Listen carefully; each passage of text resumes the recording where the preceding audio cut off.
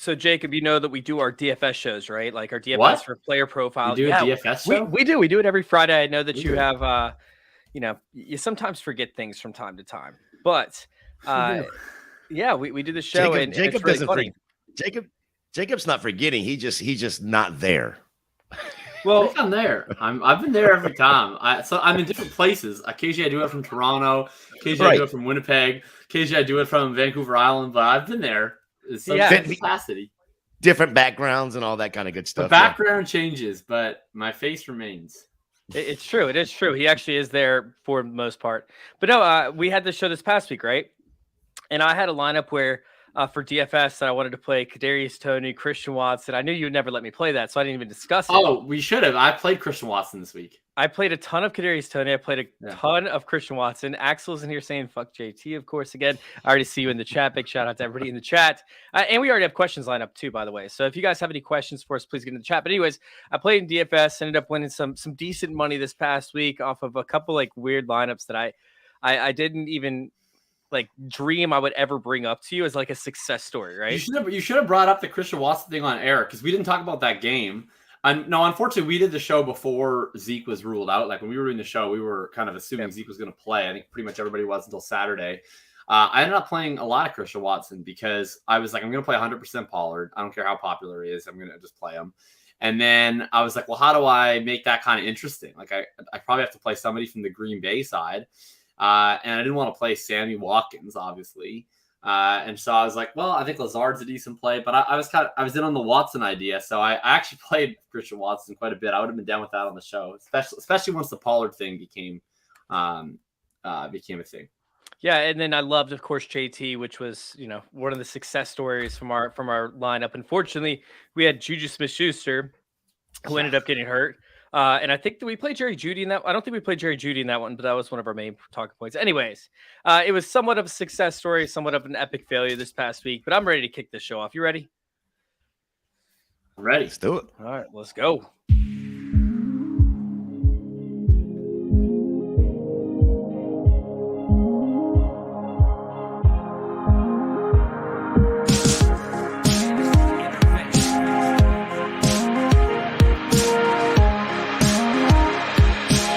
This is Fantasy Intervention.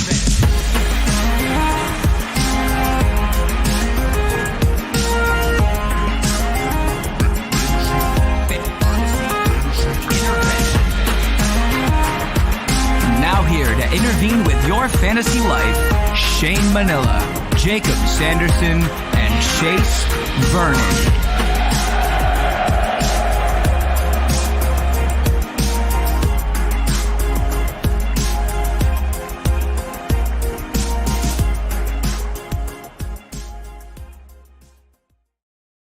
What's going on, everybody? Welcome into, another episode of Fantasy Intervention.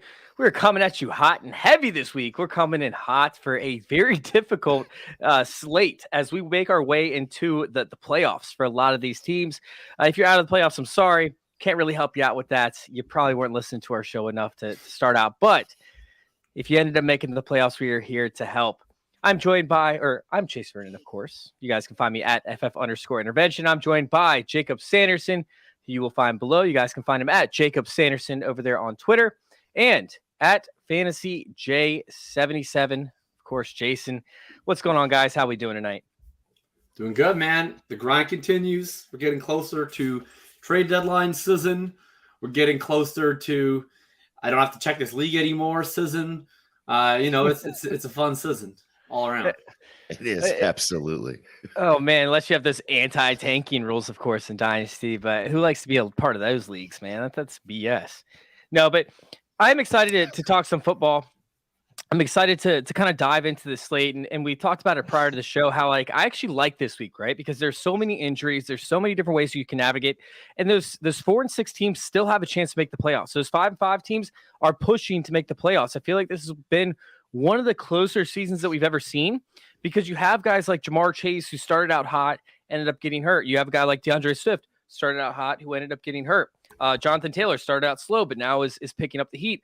We've had this fluctuation of fantasy points across the board that really hasn't left us with too many elite level producers that are still currently on our roster that could end up carrying you into the playoffs. Outside of, Austin Eckler, maybe Justin Jefferson. Are there any other guys that y'all find that are elite level producers from the start of the season until this point right now?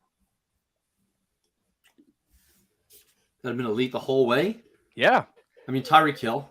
Yeah, go ahead. Tyreek Hill has been there. Austin Eckler started a little slow, but it's still overall Austin Eckler. Yeah. Justin Jefferson. Yes, named him. Not a lot.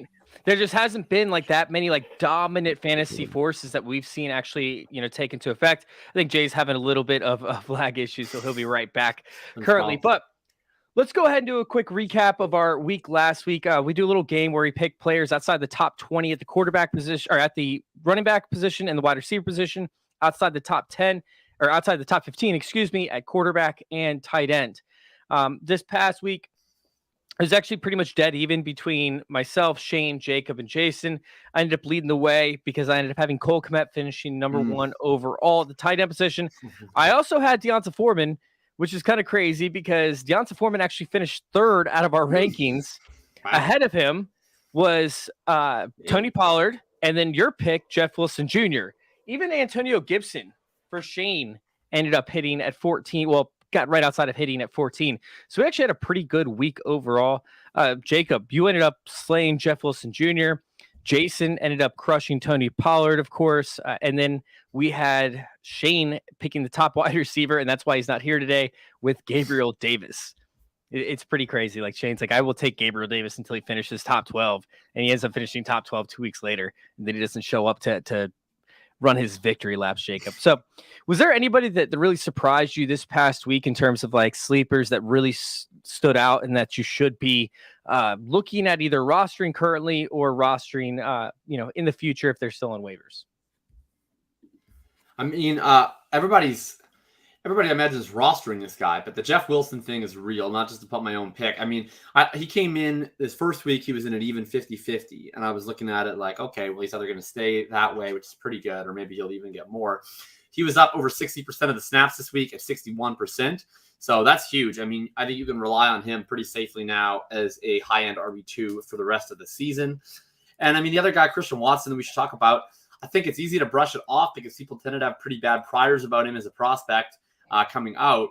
And, I didn't think he was a phenomenal prospect either, but they really do need somebody in Green Bay. Allen Lazard has been capable this year, but he's not going to be that dominant 25-30% target share type of guy that Devontae Adams ever was. There's a lot of room beside him, and Romeo Doubs is doing a decent job. He's on IR now. Sammy Watkins is a dust ball. So if Watson can provide that spark plug, if he can be the downfield guy for this offense, that's just something that nobody else really has, is his raw speed and explosiveness. So I think that there's a chance that he's a guy that, you can put in your lineup the rest of the season. Is he going to reward you every single week? Probably not. You might be looking at something more like a Gabriel Davis, where it's like 1 week it's 2 for 30, the next week it's 400 and a touchdown. But he's definitely a guy who has that week winning upside, I think. Yeah, that's a great take. And honestly, I feel like this helps out Lazard because now we're extending drives. Now we're opening up the offense a little bit. And that's just something that the Green Bay's been so stale with that, teams have literally played almost up to the line of scrimmage, even with their safeties. They're not playing beyond 10, 15 yards because there's nobody that can beat them behind the defense. Romeo Doubs wasn't fast. He's pretty slow overall. Sammy Watkins, like you said, is dust ball. Allen Lazard, he's fine downfield, but all they got to do is double him because he's not an elite level wide receiver. So this actually helps out the entire offense. I think it could end up helping long-term A.J. Dillon to an extent. Aaron Jones benefits from this. As long as we're seeing explosive plays, higher scoring games, I think this helps out the entire offense. So that's a great take. What about Nick Kenny Westbrook? Is he a guy that you have to roster after his massive Week 10 performance? This is the difference, right? When you look at a guy like Christian Watson, right, this could be a total aberration. He could never do this again. But we're also talking about a rookie, right? So we're expecting to see some level of growth over the course of the season. We have a long sample of Nick Westbrook-Ikhine. He's not this guy. So I'm not investing in Nick Westbrook-Ikhine, no. All right. Is there anybody else here? Actually, let me go ahead and read off a couple names possibly at the running back position. So that way we can cover maybe a couple of these long shots. Devin Singletary, is he must start every week? Brian Robinson, that's a good one. Is Brian Robinson somebody that must start every week, or should definitely not every week, but also definitely this week? I mean, his role is run the football, right? He has 0 pass game role. He has negative receiving yards on the season. So we've seen it. I mean, eventually you'd think J.D. McKissic comes back and he plays a lot of the obvious passing situations, but Antonio Gibson is significantly more involved in the pass game than Brian Robinson is. And for as long as McKissic stays out, Gibson will be taking over that role, not Robinson. So you're not taking Brian Robinson in your lineup if you think that Washington's going to have to abandon the run. That being said, they were an 11-point underdog on Monday Night Football. They ended up winning that game. I wouldn't have thought that was a smash spot for Brian Robinson. So it's always going to be volatile. You might think it's a good spot. It isn't. You might think it's a bad spot. It is. This week, it's a good spot. I mean, he gets Houston. It's the worst run defense in the league. Washington's actually favored in this game. You're firing them up. I would look at him kind of similar to a Deontay Foreman, where if you think they're going to be able to play through the ground, he's going to be heavily featured. But like a Foreman this week against Baltimore, not as enticing of a matchup. I don't know how efficient he's going to be on the ground. I don't know how long Carolina's going to stay in that game. If Washington has similar games, then all of a sudden Robinson's going to post a line that looks like 9 carries for 25 yards, right? You're not going to want that in your lineup. Yeah, I mean, we're seeing what the Atlanta Falcons, I believe, is the week after this one. Yes, Houston this week, Atlanta Falcons, then the Giants, and they have a bye, and then they have the Giants again. And then after that, the schedule gets pretty brutal. I really don't see Brian Robinson being a long-term factor, but you definitely want to at least have him on your rosters over the next 2 weeks, just in case he does become a focal point. Not the biggest Brian Robinson fan, because I just don't find him efficient. I mean, this is the week, baby. This is the week. Is it, though? Is it? It is. Yeah, all right. So that's absolutely true, because if you think back just a couple of days ago, Jacob posted Twitter immediately, and he plays Houston this week, so wheels up this week for Brian Robinson. All right, let's go ahead and let's hop down to a couple of these questions real quick to actually start this episode out with the interaction of the fans. Thank you guys for tuning in. By the way, big shout out to Fantasy Football Discussion over there on Facebook. Big shout out, of course, to YouTube. Fantasy Intervention, or youtube.com/fantasy intervention. Make sure you guys go check it out over there and subscribe, especially if you're watching on any other platform. Hey, my mom's in the chat. She actually left a question way before we actually got the episode. Vernon. Yeah, that's my mom. That's Mama Dukes. Wow. We actually talked about this prior to the show. This is her first year playing fantasy. She caught on really quick, and now she actually has in a 10-team league. She picked up Fields a couple weeks ago. Still has Burrow. Burrow's the number 5 overall passing quarterback on the year up against Pittsburgh without Jamar Chase, most likely. Or does she go with Fields up against Atlanta? And I was like, honestly, I just feel more confident in Fields short term, but I think she should hold on to both. She's already passed the trade deadline, so she can't trade one of these. So what should she do? Should she start Fields? Should she start Burrow? Should she hold on to both? How are we feeling? Start Fields, because Fields' rushing proclivity right now is just out of this world. So Fields is not the servant of variance in the way that Joe Burrow is, right? If they hand the ball to Joe Mixon at the goal line or something like that, all of a sudden Burrow's week starts to go down. He's very reliant on converting those touchdowns. Fields is the one who knocks. He brings the variance. He's the one rushing for 70-yard touchdowns. And he gets the number 1 matchup that you can have for a quarterback in all of fantasy this week. So you're starting Fields. I wouldn't cut Burrow. I think there's a conceivable matchup out there where I would start Burrow over Fields. And certainly if something was to happen to Fields, it's nice to have that option in behind. So unless there's a compelling person that you really need to pick up, to start someone at running back or wide receiver or tight end, I'd keep both, but you're starting Fields. All right. We have Fields or Hurts. Just to double up in the question, I'll start with you, Jay. I mean, Fields and Hurts are the same player, aren't they? I'm taking Hurts. I'm taking Hurts right here. I don't know. Jacob, here's my question, though, honestly, is how much of this Field stuff is actually going to continue? I mean, he's gone basically from nothing to way up here in a matter of weeks. And I just don't know if it's sustainable without having any weapons and an offensive line. I mean, I don't know how long it's sustainable, but I think it's sustainable against the Atlanta Falcons. That's for sure. Yeah, that's the biggest thing. But I mean, Hurts is also going to be a massive asset up the Colts, who the Colts have looked a lot better. They've been scoring better. They had to bring in Linval Joseph, who's the free agent. The Colts, though, that game, I mean, everybody knows now with Philly, it's you got to just run the ball on them. I mean, the Colts are going to be so willing to just establish it. I mean, the thing with Hurts, I don't know. I mean, Atlanta obviously will be establishing it as much as they can, but I just think the Colts are such a slow, boring team to play against, and their defense isn't bad. Like their defense has not been bad this season. Yeah. It's been middle of the road to above. You know, they have a pass rush. They can actually play the run. Their defense is miles better than Atlanta's. I mean, I would view Hurts and Fields similarly. I like Hurts better. Like if we're talking about long-term dynasty, who's a better quarterback? I think it's Hurts. But in 1 week, you know, they both run a lot. One plays Atlanta. Like that's really where I go with it. I mean, Fields would be there's no quarterback I would start above Fields this week. All right, so let's go ahead and hop on Jamie's, and then we're going to hop onto our news segment into this. Trade away Toney and a 2023 second for Chris Godwin. This is interesting right here because Toney hasn't been able to stay healthy, but we don't know if that was a result of the organization and Toney just not being motivated to play there, or if it actually is his real injury concerns. And you guys know, since Toney came in the league, I've been the biggest Toney stan, been literally like calling him out since day one, saying he could be one of the best wide receivers from that class, at least top 5.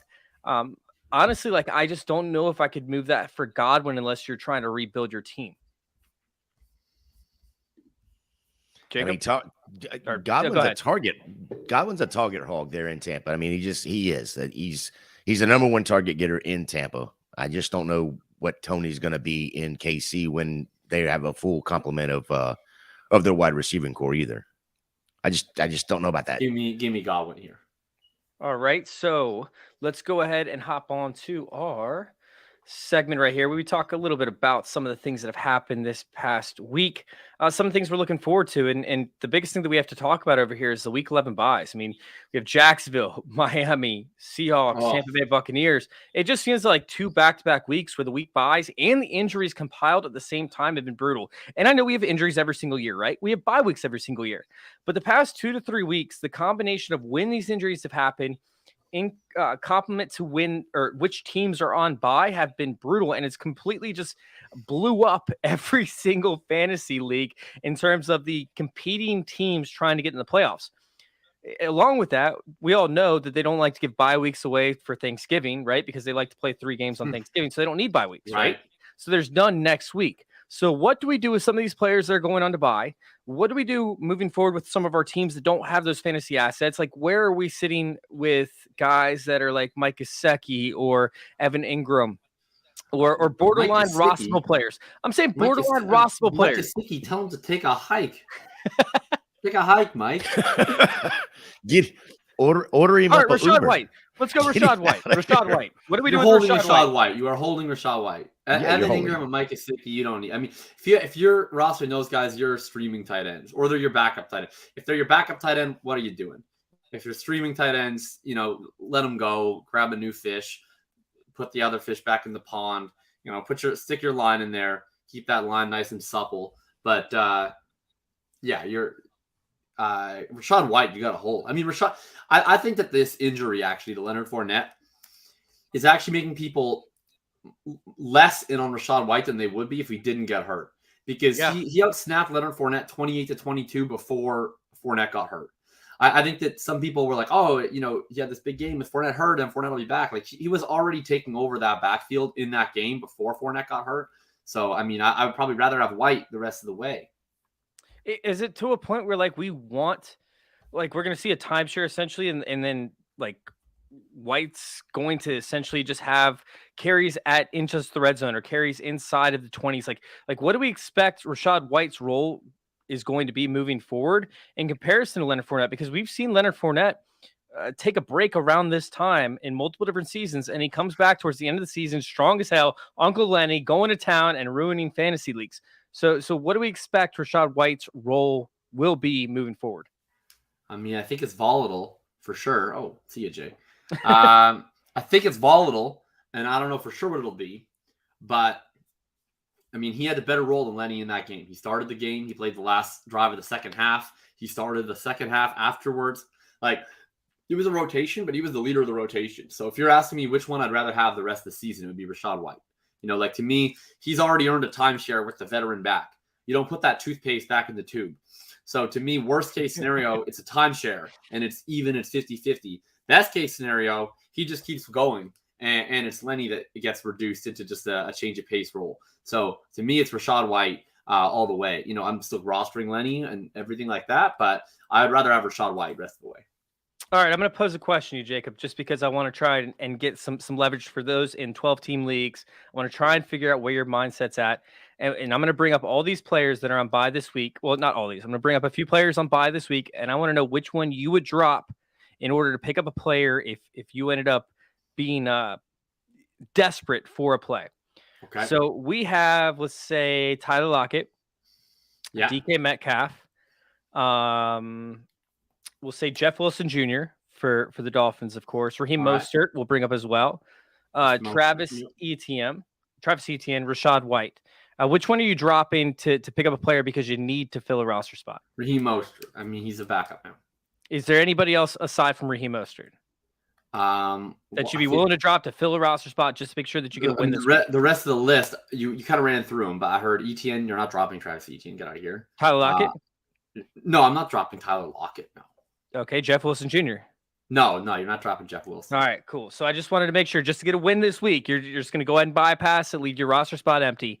All right, let's go ahead and move on to our next topic real quick. What are we doing with DeAndre Swift, man? I know that we talked about it before. I know that he's been hurt. I know he's been injured, but now it's just getting like scary, right? Because he's only put up 105 yards, I believe, since week 2. He's played 5 games, put up 105 yards. They're not utilizing, but he's been hurt, right? Or so we think. He was supposedly fully healthy this past week, but he's just let us down, man. He's killing me. He's killing my fantasy leagues, Jacob. What do we do with DeAndre Swift? Are we benching him until he shows us something? Or are we just going to keep playing him and hoping for the best? I mean, I don't know how many other options you have. I mean, if you have Swift on your team, you know, I don't know how many teams are carrying 2-3 other top line starting running backs on their team, especially in a week with a lot of bye weeks. So I feel like you're probably starting him. I wouldn't be pleased to start him. If I'm starting the Lions running back, I would prefer it to be Jamal Williams until proven otherwise. But I hope that I get proven otherwise eventually. I mean, I think eventually this is going to come around. He's never been verifiably healthy, and they've played him this little. He played phenomenally early in the season, so whatever performance issues might have come up of late, I'm not sure that necessitates a full-on benching. You know, they said that he was hurt. They've always referred to his health as the reason why he's not playing as much. So I think it comes around eventually, but I mean, I'm not going to tell you when it's going to come around. It's a difficult one to predict.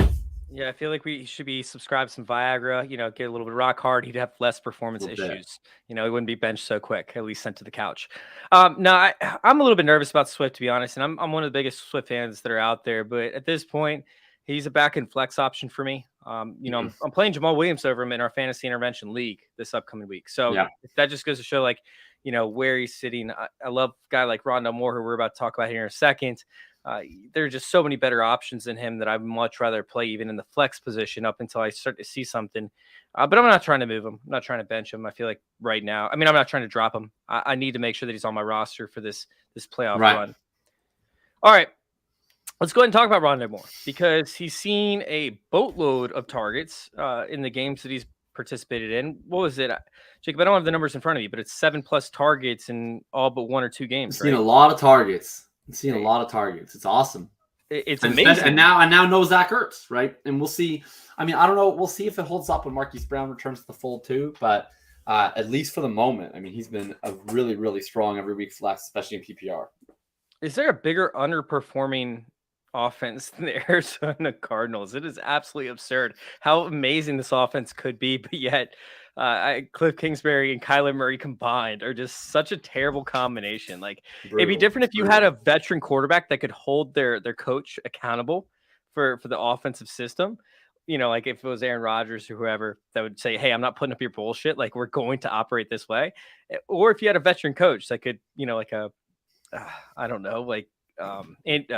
Andy Reid, who could end up holding their quarterback accountable, right? Or create, a creative style for their play calling, but yet this team cannot operate.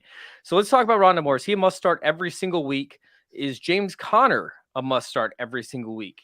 Where are we falling with this? Conner's obviously a must. I mean, he's been a regression candidate this whole season. He's had a strong role when he's been healthy. Now it's even better than ever. He was up over 90% snaps this week. So Conner is a locked-in RB1 until this role changes, unless this role changes. And Rondale, I think, is at least a locked-in starter until Brown comes back and shows us that his his reemergence is going to hurt Rondale Moore. Until we see that, you're starting Rondale Moore. And maybe it'll continue even with Brown back. I hope so. I hope that would be the case.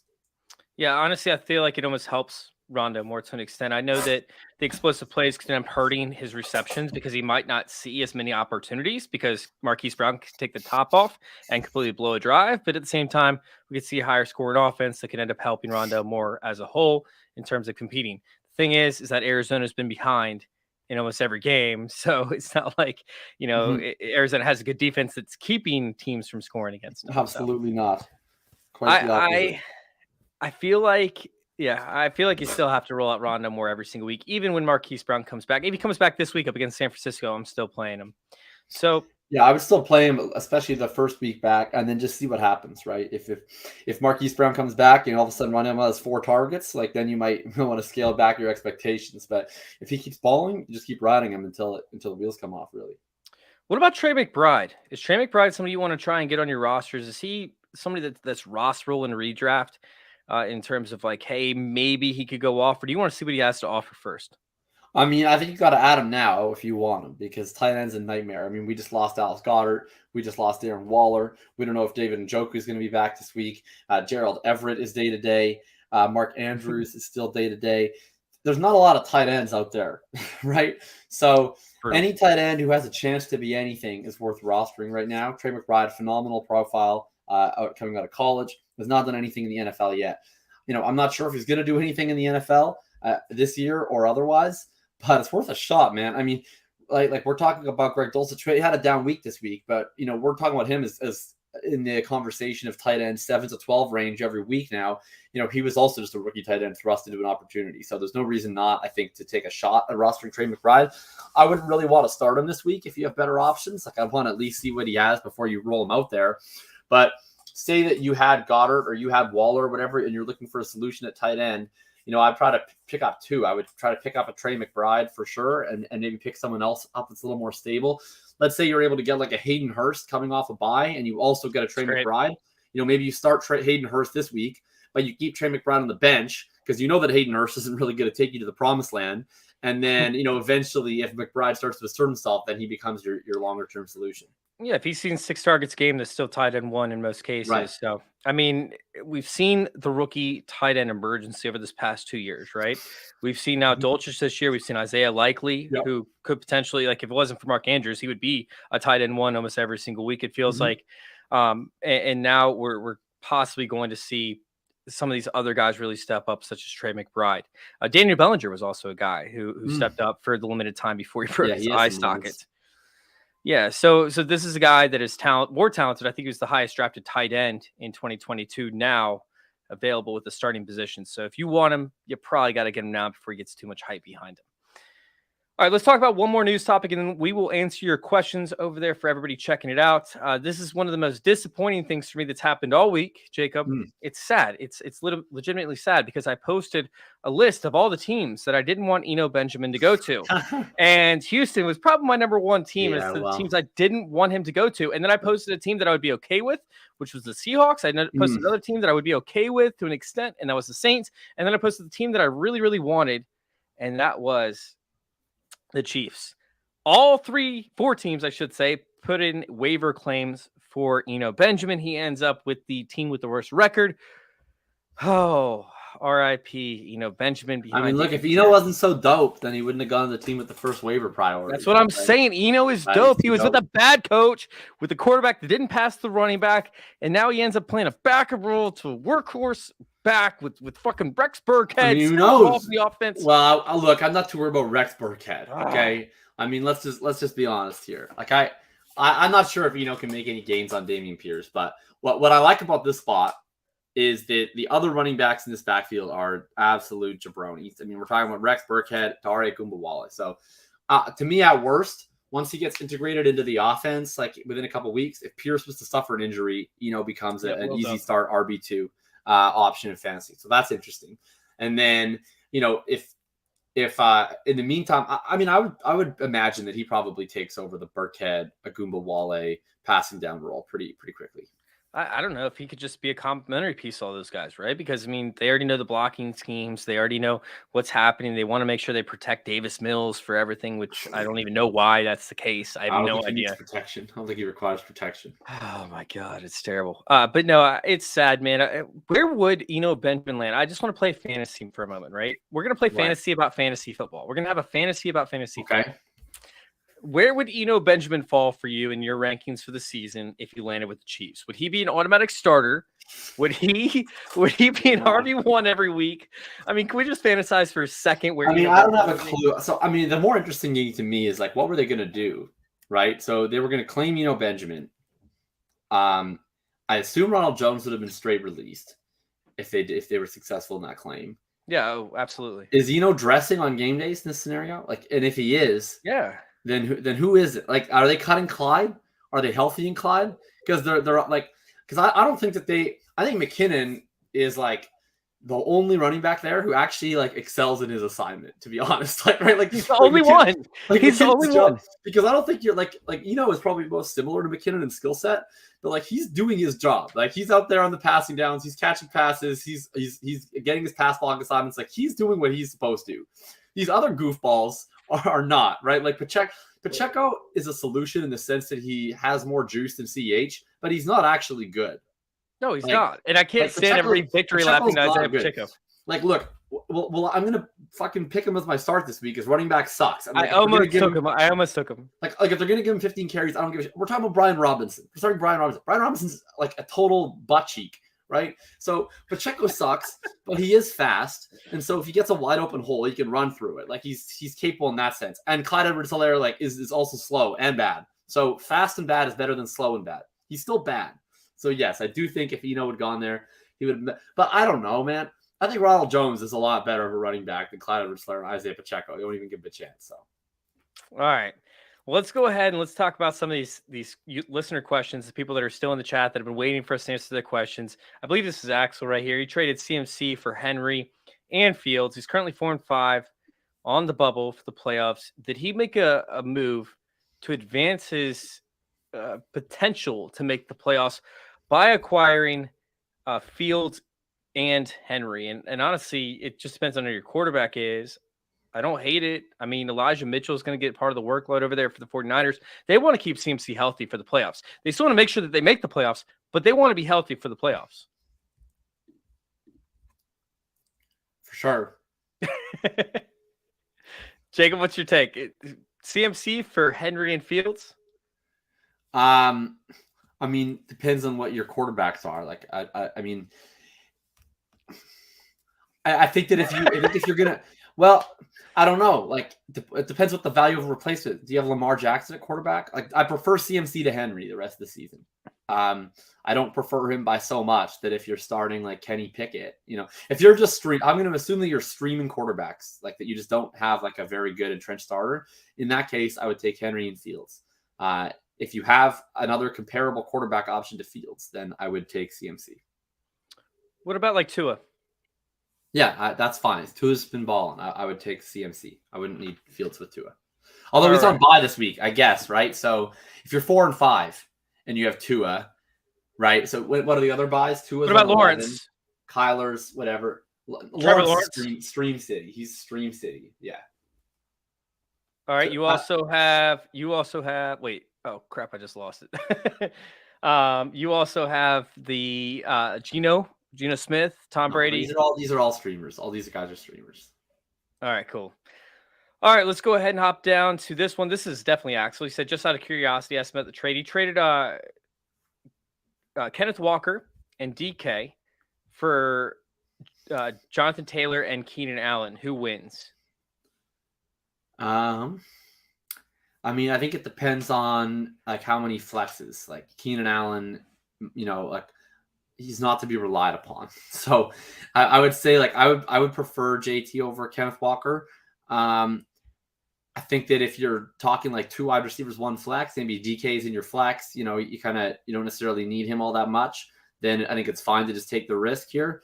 But if you're talking like you have a few flexes, you were relying on DK every week and now you'll be relying on Keenan every week, then I would roll with Kenneth Walker because Keenan, I don't know what we're going to get out of him. Yeah, it just depends on what you're playing. So like the leagues that have like 2 starting running backs, 2 starting wide receivers, 1 flex position, you obviously want to try to maximize your value. But there are leagues that I'm in where it's 2 quarterbacks, 2 running backs, 3 wide receivers, 3 flex positions, a tight end, defense, and a kick. It's like there's too many roster positions to have to worry about spreading around. So for a deeper league, I want Kenneth Walker and DK Metcalf. For sure. For something that's more consolidated, I'll take Jonathan Taylor and Keenan Allen. All right, we have Elijah Mitchell or Jalen Warren. Which one are you rolling with for the rest of the season? I'm assuming, Randy.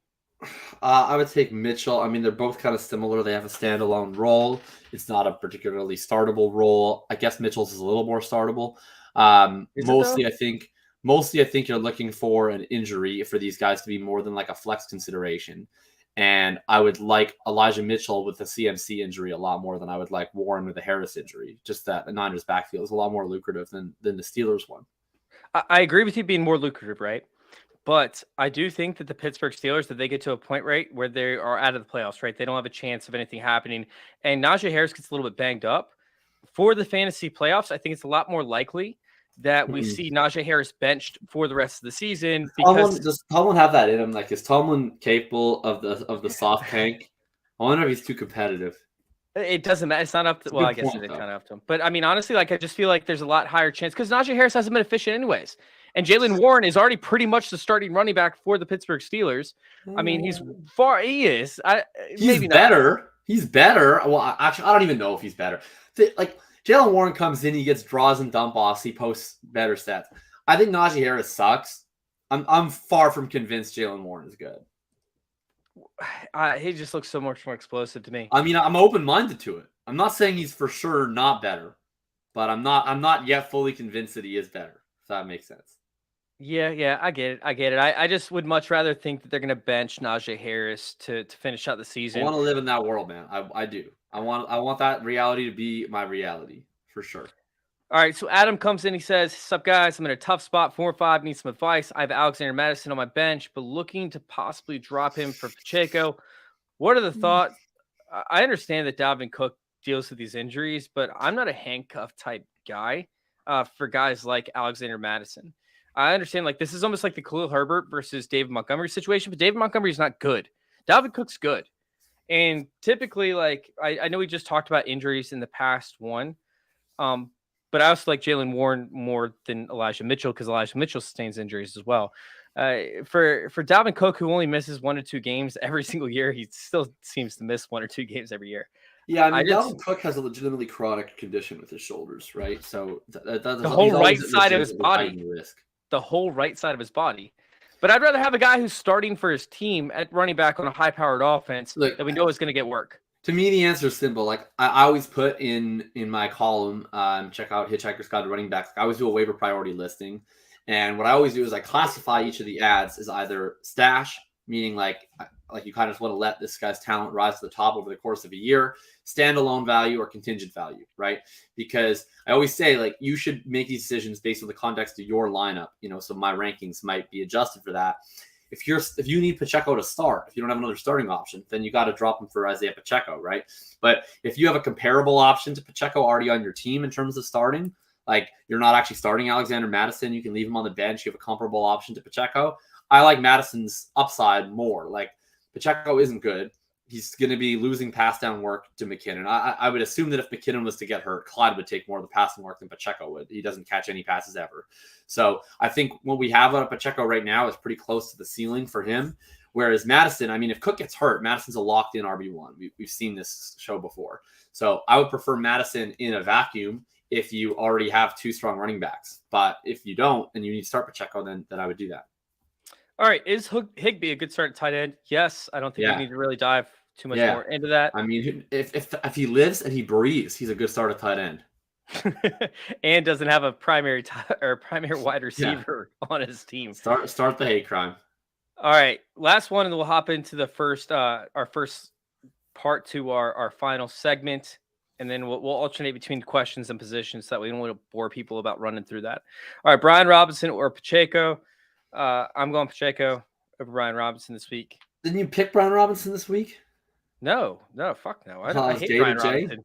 Yeah, I hate Brian Robinson. No, I was gonna take Brian Robinson. So funny enough, we'll get to the picks later. I was gonna take Brian Robinson. Gator J took him, so then I took Pacheco. But I would play Brian Robinson. Oh no, dude. I mean, you're talking about the 31st versus 32nd overall defense up against the running back. And sure, Washington wants to run, but they're not efficient like whatsoever. Yeah, neither is Isaiah Pacheco. What's gonna be the score of the Houston Texans Commanders game? I mean, yeah, but the difference is the Washington actually wants to run the football. Kansas City would prefer not to.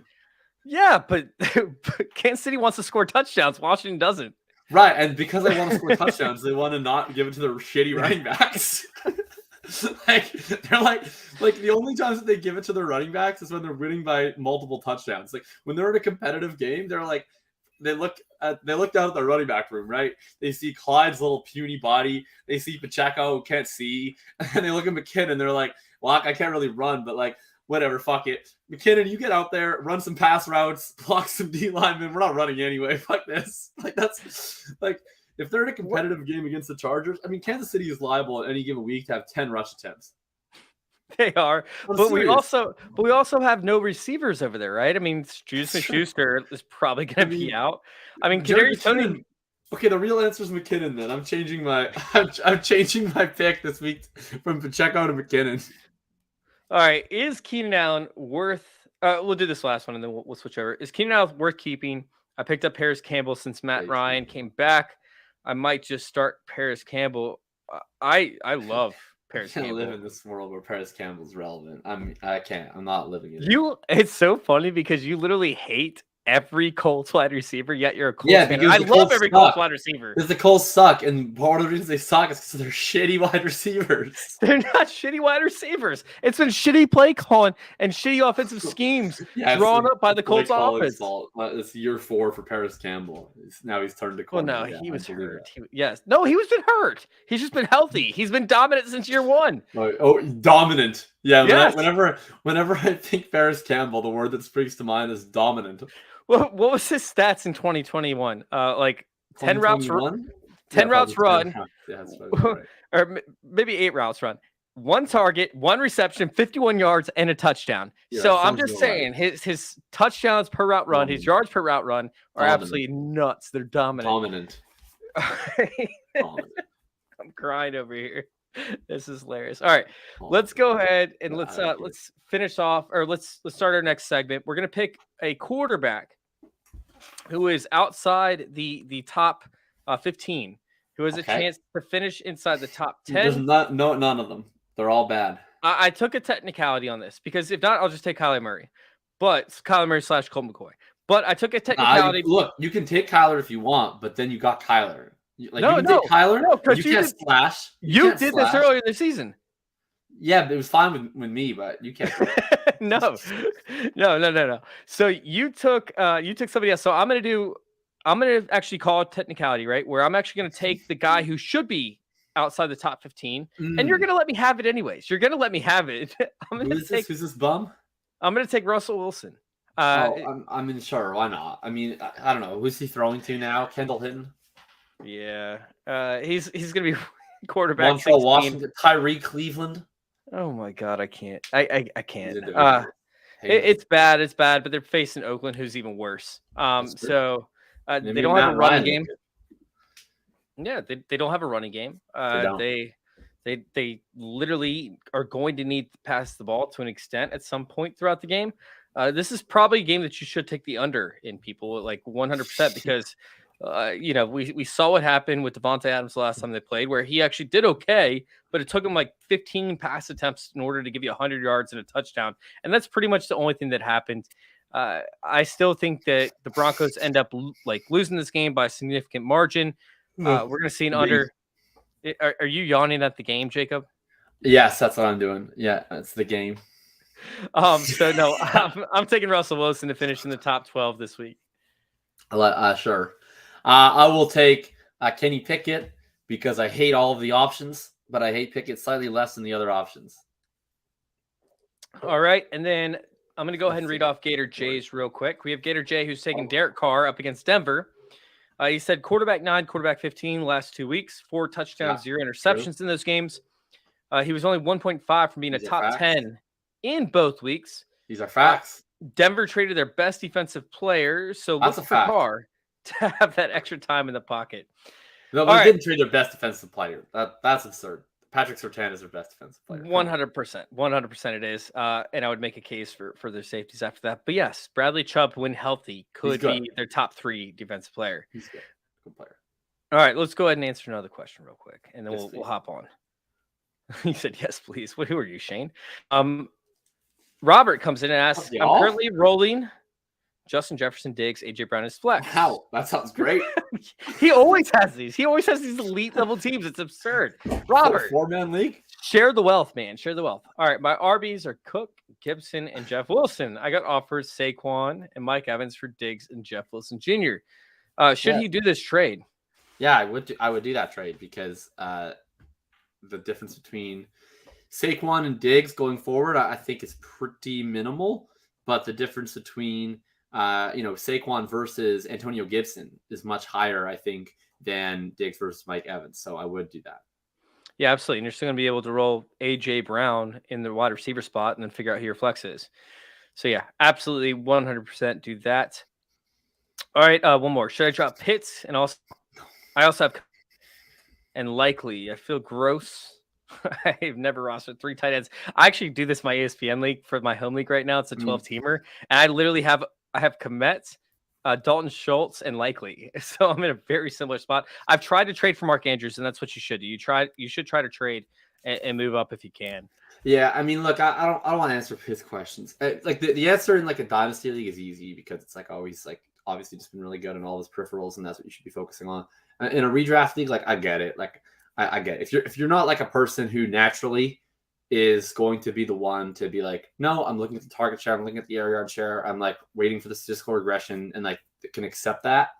Like I get why you're just frustrated at this point, and like people telling you that it's going to regress isn't going to make you happier. So, I mean, the reality is like Pitts has been very strong in all those metrics. He's been great. Like he's been crushing it. You know, like even as little as they throw, like that increases weekly volatility. He still projects better than Komet and likely each week. Like you should not be dropping Pitts. You should be starting Pitts, in my opinion. But I get if you don't want to hear that. Like No.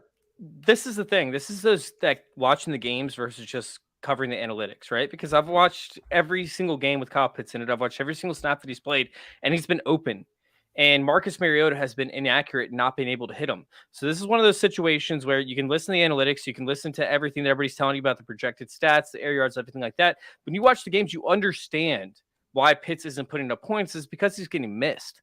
And so if you believe that Marcus Mariota is going to all of a sudden become more accurate, right, and become actually start to hit Kyle Pitts on a regular basis, that's great, but they're scheming him open. He's open. He's getting open himself. He is winning 50-50 balls in most cases. The issue is that he's either getting double covered or they're missing him in a lot of these situations where you're seeing these air yards, where you're seeing the balls that should be completed. So for me, I'm not a Marcus Mariota believer. I think that he could end up having big weeks, but I don't want to run Kyle Pitts out in the championship game or in the playoffs at all, because I'm afraid of Marcus Mariota. I'm afraid of how inaccurate he is. I'm afraid of what I've seen from him in the past. I'm afraid of this offense not passing the ball enough. Can we just stop with Mariota? Can we just stop with him? And get what, Ritter in there? Is that yes. what you're saying? Yeah, I mean, it should be that time. It should be that time. But we don't know that Ritter's going to be any better. So for me, I'm trading. I don't know if he's any better. He can't be worse. No, he can't. It would be very difficult to be worse. I'm not okay dropping Pitts, but I try to move something like Pitts and Komet for Mark Andrews if that team is desperate for any kind of tight end production, because they've been missing it for 3 or 4 weeks now. So I try to move a couple of these players and acquire Mark Andrews, since you already have likely anyway, and you have his handcuff. All right. Let's go ahead and let's hop over to the running back position. We got Yeet Man with his question up next. Let's see. We have the running back position. We have running backs outside the top 20 who have a chance to finish inside the top 12. I'm going to go ahead and read off Jason's because he took Brian Robinson. Houston, the last 3 games. Or I'm sorry. The last 3 games, Brian Robinson has finished 63rd, 34th, 15th. So he's cut each lead into half. Now he gets Houston. That defense gives up a ton of yards on the ground. That's goes without saying. For me, I'm going to say screw Brian Robinson because I can't stand him. Antonio Gibson is the better running back. He gives you the breakaway run potential. I love how you make fun of me for hating on Colts players, and then you're like, fuck Brian Robinson. This guy sucks. Commanders suck. I hated Brian Robinson from the jump off, and honestly, like he's not a good running back, right? He just takes the yards that's given to him. So it's not like with Michael Pittman, he's actually a good receiver. With Parris Campbell, he's actually a good receiver. No, he's not. So it's up to you just hating on your own guys. Tevin's good. He's overrated, but he's good. Parris Campbell's a jabroni. I'm not Parris Campbell. Midwest Rondale Moore. You might have liked Parris Campbell when he came to the league, possibly. No, I thought he was like fun. I mean, he had a shit profile, like from analytics perspective, but like he was like a fun enough player that he had a soft spot in my heart. Like I've been burning money on Parris Campbell best ball shares my entire life. He's hovering up back to the surface. No, I'm just like tired of looking at the same mediocre collection of faces with horseshoes on their helmets trotting out to the wide receiver position. Like why is this year 17 of truth ring for Ashton Doolin? Like why is my life like this? You've just gotten spoiled with Reggie Wayne and Marvin Harris. Yeah, can I have Reggie Wayne back? Can I have Reggie Wayne back? That's what I want. It might happen this year, man. If everything falls right and Matt Ryan finishes the year out strong, I think that you guys could actually try to draft, an elite level wide receiver. We'll see what happens. All right. So I have Gibson. You have who? You changed your bet. You changed. Yeah, I was going to take Pacheco, and then I talked myself into McKinnon. I think they're kind of the same. I think that honestly, it's like the same thing as the Brian Robinson, Antonio Gibson thing. Right, it's just like they have a really good matchup. I think that you can start B-Rob or Gibson. I think you can start Pacheco or McKinnon. I think they're all four of those guys are kind of the same idea. It's like we take this player in a mediocre role, some of whom are also mediocre players, and we're going to take advantage of the good matchup. Are we going to fight over the Colts and Chiefs and who covers that DFS matchup on Friday night? The Colts and the Chiefs. What's this? The Colts and the Chiefs. I'm sorry. No. Oh, the Chiefs and the Chargers? The Chiefs and the Chargers. I mean, who covers it is really a little bit erroneous. I mean, we both talk on every game. I know. If you want to be the first to speak on it, that's fine with me. All right, we'll hit this next question quick, and then we'll go over to the wide receivers. Should I drop Pitts? Oh wait, I'm sorry. Let's see. I got Lamar and Fields. Looking to sell Lamar because of his name is Lamar Jackson, and TJ for Henry and Tua fair. I'm guessing that's TJ Hawkinson. I only want Tua for Fields, week 14 bye. My main tight end is Kelsey, so you should want Tua for more than just a week 14 bye for Fields, to be honest. Like there's more value there. Tua's balling out. Tua's like putting up elite level numbers, and Fields might be inconsistent. I think that you can move away from Hawkinson. I'm guessing that's TJ Hawkinson. Oh, that says Lamar Jacobs and TJ Hawkinson. Yeah, is this like a super flex league? I don't think it. Hey, let us know, Cadillac, in the chat if this is super flex. Okay, so this is my issue with it, or my question, I guess, about it. Okay, this is a one quarterback league. I get one to sell Lamar. It has to be one quarterback. But then I wouldn't be targeting Tua. Like I wouldn't like. To me, if I have Lamar and Fields, it's like okay, I only need one of these guys, so I would just sell one of them for help elsewhere. I wouldn't store the value in a lateral quarterback move. And then the rest, Jacobs and TJ Hawkinson for Henry. I don't mind that. That's fine. I think it must be a one quarterback because he wants Tua for Fields' week 14 bye. Yeah. I mean, I would just rather have Lamar for Tua's week 14 bye. I don't know. I would much rather have Lamar than Tua. I'm not. I think he's trying to upgrade his running back position. Is what's happening here. That's fine. Okay. Yeah, I wouldn't worry about the bye week, I guess, is what I'm saying. I would. The deal's fine. Yeah, deal's fine. I like TJ Hawkinson. I understand that you already have Kelsey. So I try to find a better upgrade for Lamar, Jacobs, and TJ Hawkinson. I know Henry's the lead, but I would even make a move for Jonathan Taylor and see what player that guy has. It's fine, though. If that's the offer that you have, that's fine. All right, let's move on to wide receivers. We have Jason who took Allen Robinson. I'm taking Parris Campbell, which we've heard enough about, but I will say the Eagles struggle up against the slots. Robinson. My goodness gracious. They struggle up against the slots. Descended to.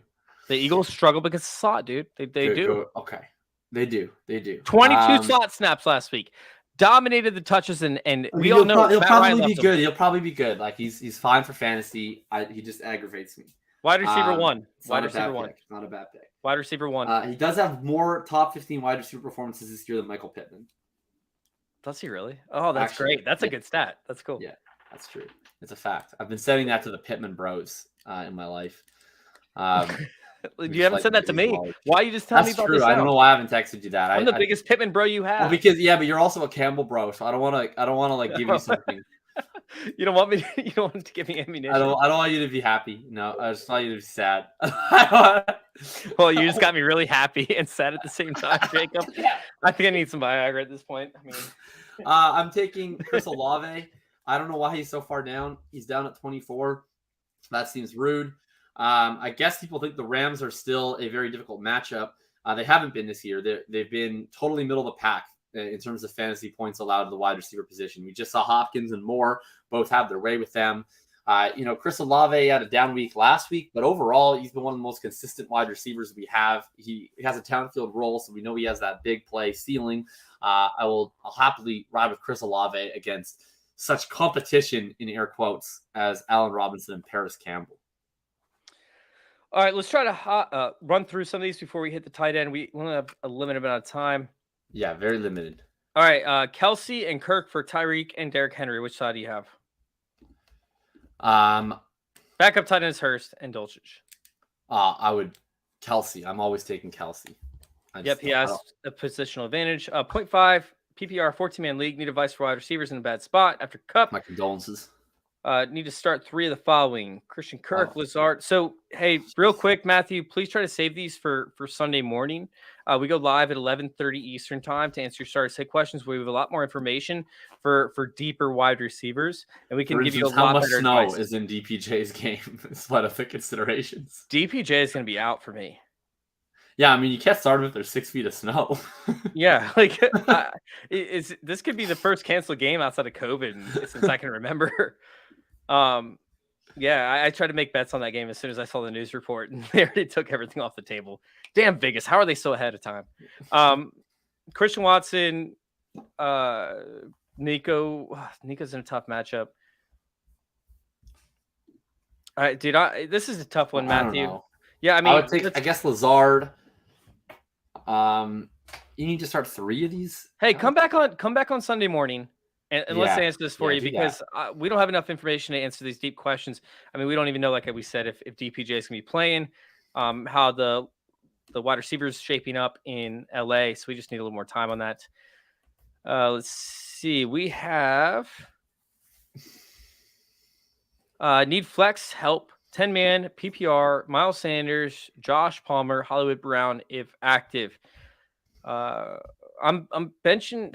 Hollywood Brown's in a great spot this week, but at the same time, we don't know if they're going to be able to get after the quarterback as quickly. Colt McCoy could be the quarterback, which is absolutely terrible. So I'm probably benching Hollywood Brown and definitely benching Josh Palmer over Miles Sanders. Yeah, give me Miles Sanders. All right, Rondale Moore, Toney, DPJ, Gallup, Thielen. God, these are a lot of starter sit question, guys. Rondale Moore, and I mean, I can't answer the Toney thing without knowing what's going on with the Chiefs wide receivers. Yep. Once again, come back to us. All right. My mom comes in. Pitts or Freiermuth? This is another good question. We're probably going to go Freiermuth. I think it spawns me out. All right. Trade question. Yo! Should I trade T. Higgins, Pickens, and Brian Robinson for Chubb? Actually, Brain Robinson. Oh, Brain Robinson for Chubb. I'm going to go with yes. Yes, I would. Yeah, I mean, I hope you're not reliant on Pickens and Brian Robinson in a redraft league. So yes, sure. All right, Jacob, we got to announce our tight ends. Our tight ends outside the top 15 who have a chance to finish inside the top 12. Jason's taking Tonyan versus Tennessee. He picked Tonyan back in week 4, and he gave him a top 12 finish. Now the Green Bay has a deep threat in Watson. It should open up holes for Tonyan to work against Tennessee. Dude, this was tough, man. This tight end week was probably the roughest one I've seen. I'm taking Conklin, who a couple weeks ago put up, 82 yards or over 70 yards and 2 touchdowns up against New England. Who'd you pick? My tight end pick is Jawan Johnson. He's been running a lot of routes. He's occasionally been finding the end zone. And if you look at the tight end rankings, it's just a graveyard. So I'm not going to tell you that's a good pick, but That's the pick that I'm going with. Actually, you know what? No, let's have a fun pick. Fuck it. Jawan Jones is a boring pick. He's gonna suck. It's anyhow. so boring. I'm changing it. I'm doing a fun pick. I'm doing it on the fly. All right. Here you go, kiddos. Here's a fun one. Lawrence Cager. Lawrence Cager ran over 70% of the routes for the New York Giants. They get Detroit, who's terrible against everything, including tight ends. That's a fun one, Jacob. Give me Lawrence Cager. Yeah, let's do it. That's a good one, and he got picked up in a lot of my very deep dive. I added Lawrence Cager in. Actually, let me. I'm gonna literally check. I'm gonna check right now live on air how many of my waiver claims went through on Mr. Cager. It won't be as high as normal because I didn't add him in any of my like tanking leagues because he's a bum. But in all my competitive leagues, I was like, let's do $1 Lawrence, $1 Lawrence, $1 Lawrence, $1 Lawrence. My site's not loading, so here we go. Let's see. We got him. Oh, we got him in 12. We got him in 12 leagues. So I don't know how many of those are going to be starting him, but 12. How many? 12 of 50, but there's like about 15 of those I'm not actually trying to win games, so I didn't pick them up in any of those. Jesus, man, 50 leagues. I can't do it. I hit 28 2 years ago. I said I would never do it again. Last year I did like 20, and then this year I did 27, and I hate myself again. All right, last question, Jacob, and then we're going to get you out of here. Would you trade DK Kamara for Chase? 12-team PPR Dynasty. This trade would leave. Oh, Dynasty. Yes. Yeah, I don't even need to read the rest of the question. Yes. It's an absolute smash. Once you said Dynasty, my answer was yes. Yeah, that's an absolute smash. All right, Jacob, where can we find you, man? What you got going on? And let us know where to find our show on Friday. You can find it on Player Profile. You can find it. I'm sure we'll be tweeting it out. You can find it on YouTube. And the Player Profile YouTube, that is. You can find my written work, Hitchhiker's Guide to Running Back. Also on playerprofiler.com. You can find me on Twitter at Jacob Sanderson. You can find Sweat and Bullets on wherever you get your podcasts. By Sweat and Bullets, you can find the Full Tilt Dynasty podcast as well, wherever you get your podcasts. You guys can go check me out over there on Twitter at @FF_intervention. We have some big things going on over there with Player Profiler. We've been crushing the DFS, man. We've been crushing it for the most part. You guys can go check it out over there at youtube.com/C/thepodfather. By the way, it's youtube.com/C/thepodfather. We're going to be covering DFS for you guys. We're going to help you guys make a lot of money like we have the entire season. So make sure y'all go check it out. Make sure you guys go check out Trophy Smack, trophysmack.com. If you guys purchase a trophy or a belt, like you can see over my left shoulder, you will actually receive a free custom ring. That's right. Oh, I'm knocking stuff over. A free custom ring. You can see this one actually is the PBR logo that I had made. Free custom ring with purchase of a trophy or a belt. Thank you guys for tuning in, and thank you all for letting us intervene with your fantasy football life.